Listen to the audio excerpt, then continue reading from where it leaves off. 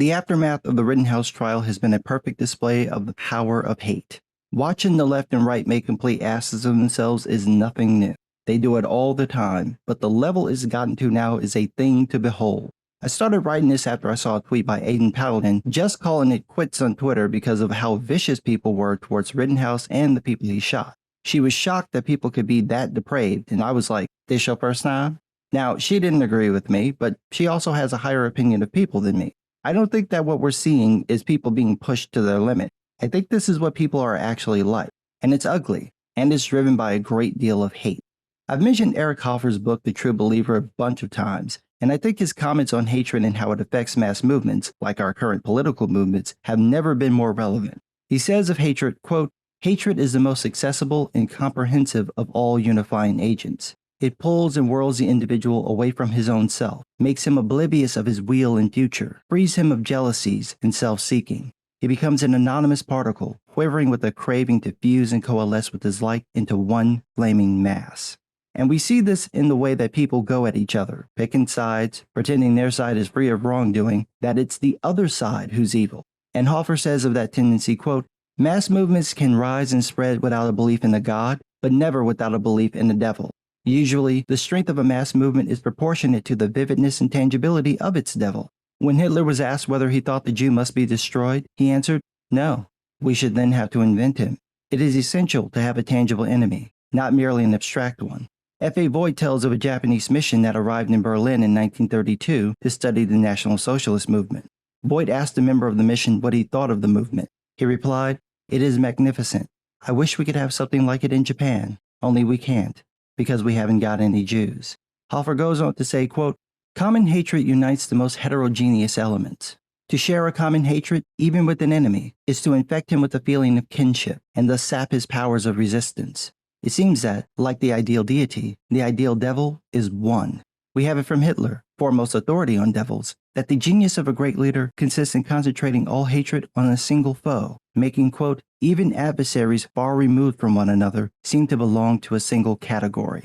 And this has happened with the left and now again with the right, each choosing their devil. For the left, the systematic racist boogeyman, and for the right, the kitty diddler, both of whom are all powerful and everywhere, except on their own sides. Their side does no wrong, but the other side, oh, they're just chock full of the worst kinds of people. Hoffer says about this, quote, "Again, like an ideal deity, the ideal devil is omnipotent and omnipresent. When Hitler was asked whether he was not attributing rather too much importance to the Jews, he exclaimed, 999! It is impossible to exaggerate the formidable quality of the Jew as an enemy.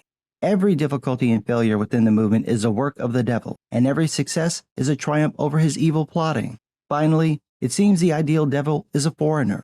To qualify as a devil, a domestic enemy must be given a foreign ancestry. Hitler found it easy to brand the German Jews as foreigners. The Russian revolutionary agitators emphasized the foreign origin, Varangian, Tartar, Western, of the Russian aristocracy. In the French Revolution, the aristocrats were seen as, quote, descendants of barbarous Germans, while French commoners were descendants of civilized Gauls and Romans. In the Puritan Revolution, the Royalists, quote, were labeled Normans, descendants of a group of foreign invaders. This is why we're seeing this rampant not-I-ism, this idea that whatever side you're on is never the bad side, or, if you've been caught by a sudden wave of reason that quickly fades, your side is less bad than the other side. I'm writing this before I put out a video I just did criticizing the right for wanting to ban books that don't follow their politics, and I'm willing to bet that it's not going to go over well with the right-wingers, even though I'm saying the exact same stuff I say about the left in exactly the same way the right usually likes it. It's interesting how that works, and it's a thing I've watched for years, long before I ever got on YouTube. Everyone does this to a degree, and it's at its worst when it's politically or religiously driven. People get the most sensitive when their worldview is questioned. They really don't like you doing this, especially if they think their worldview makes them better than you. But at the same time, they will question other people's worldviews and look for like-minded people whenever they do it. Hoffer says about this, quote, "We do not usually look for allies when we love. Indeed, we often look on those who love with us as rivals and trespassers. But we always look for allies when we hate. It is understandable that we should look for others to side with us when we have a just grievance and crave to retaliate against those who wronged us. The puzzling thing is that when our hatred does not spring from a visible grievance and does not seem justified, the desire for allies becomes more pressing. It is chiefly the unreasonable hatreds that drive us to merge with those who hate as we do, and it is this kind of hatred that serves as one of the most effective cementing agents. Whence come these unreasonable hatreds, and why their unifying effect? They are an expression of a desperate effort to suppress an awareness of our inadequacy, worthlessness, guilt, and other shortcomings of the self. Self-contempt is here transmuted into hatred of others, and there is a most determined and persistent effort to mask this switch. Obviously, the most effective way of doing this is to find others, as many as possible, who hate as we do. Here, more than anywhere else, we need general consent, and much of our proselytizing consists perhaps in infecting others not with our brand of faith, but with our particular brand of unreasonable hatred. Even in the case of a just grievance, our hatred comes less from the wrong done to us than from the consciousness of our helplessness, inadequacy, and cowardice. In other words, from self-contempt. When we feel superior to our tormentors, we are likely to despise them, even pity them, but not hate them. That the relation between grievance and hatred is not simple and direct is also seen from the fact that the released hatred is not always directed against those who wronged us. Often, when we are wronged by one person, we turn our hatred on a wholly unrelated person or group. Russians, bullied by Stalin's secret police, are easily inflamed against, quote, capitalist warmongers. Germans, aggrieved by the Versailles Treaty, avenged themselves by exterminating Jews. Zulus, pressed by Boyers, butchered Hindus. White trash, exploited by Dixiecrats, lynch blacks. Keep in mind, Hoffer wrote this 70 years ago, 1951, but this sounds exactly like what's going on today. You have people finding something or someone to latch onto and just going at it. It doesn't even matter if the person they're doing it to had anything to do with what they're actually upset about. They need a target, and people are so in their bubble that if something just catches their eye, even in the periphery, they're on it, and they will not drop it, even when they're shown to be wrong. This couldn't have been clearer than the woke media's spin on the Rittenhouse trial, but they lied about the facts of the trial, didn't show the videos of what happened that night or showed selectively edited clips, lied about the race of the people Rittenhouse shot, lied about Rittenhouse's opinions, and wouldn't even show the full trial. If you watch CNN and MSNBC, you got a completely different version of events, resulting in scores of woke leftists claiming Rittenhouse is a white supremacist who specifically went to Kenosha to shoot black people and killed people who tried to stop him while he was an active shooter. Just total propaganda, which the right pointed out, and then immediately engaged in their own propaganda, claiming that the misled left is intentionally supporting the people Rittenhouse shot because they're criminals. That they're specifically supporting Joseph Rosenbaum because he's a convicted child rapist. Mind you, the people claiming this know the woke were deliberately misled by the media, and that few of the woke have ever bothered to watch the videos or the trial, so they know nothing about the case beyond their warped view that Rittenhouse was an active shooter. And yet the right still claim that the woke left are supporting Rosenbaum because he was a Geppetto, thereby making them Geppettos too. Pure propaganda. And you'd think the people who'd been on the receiving end of people drawing the worst conclusions about them based on the weakest evidence would know not to succumb to the temptation of propaganda. But you would be wrong. And Hoffer tells us why. Quote, the truth seems to be that propaganda on its own cannot force its way into unwilling minds. Neither can it inculcate something wholly new, nor can it keep people persuaded once they have ceased to believe. It penetrates only into minds already open, and rather than instill opinion, it articulates and justifies opinions already present in the minds of its recipients. The gifted propagandist brings to a boil ideas and passions already simmering in the minds of his hearers. He echoes their innermost feelings. Where opinion is not coerced, people can be made to believe only in what they already know. Propaganda by itself succeeds mainly with the frustrated. Their throbbing fears, hopes, and passions crowd at the portals of their senses and get between them and the outside world. They cannot see but what they have already imagined, and it is the music of their own souls they hear in the impassioned words of the propagandists. Indeed, it is easier for the frustrated to detect their own imaginings and hear the echo of their own musings in impassioned double talk and sonorous refrains than in the precise words joined together with faultless logic. And I know there are going to be some hurt feelings over that bit, but search your feelings. You know it to be true. And the thing is, a lot of people enjoy doing this kind of thing. It's not just for the smugness, but for the real sense of power from being better than someone else, from feeling above someone else. And it's at its worst when it's unjustified. Like Hoffer says, quote, there is perhaps no surer way of infecting ourselves with virulent hatred toward a person than by doing him a grave injustice. That others have a just grievance against us is a more potent reason for hating them than that we have a just grievance against them. We do not make people humble and meek when we show them their guilt and cause them to be ashamed of themselves. We are more likely to stir their arrogance and rouse in them a reckless aggressiveness. Self-righteousness is a loud din raised to drown the voice of the guilt within us. There is a guilty conscience behind every brazen word and act, and behind every manifestation of self-righteousness. The most effective way to silence our guilty conscience is to convince ourselves and others that those we have sinned against are indeed depraved creatures, deserving every punishment, even extermination. We cannot pity those we have wronged, nor can we be indifferent toward them. We must hate and persecute them, or else leave the door open to self-contempt. And I know there are people furiously typing below that they don't agree with Hoffer and this would never describe them or anyone on their side of the political aisle, and that's fine. But I think you should listen to Hoffer's point. Quote, "It is easy to hate an enemy with much good in him than one who is all bad. We cannot hate those we despise.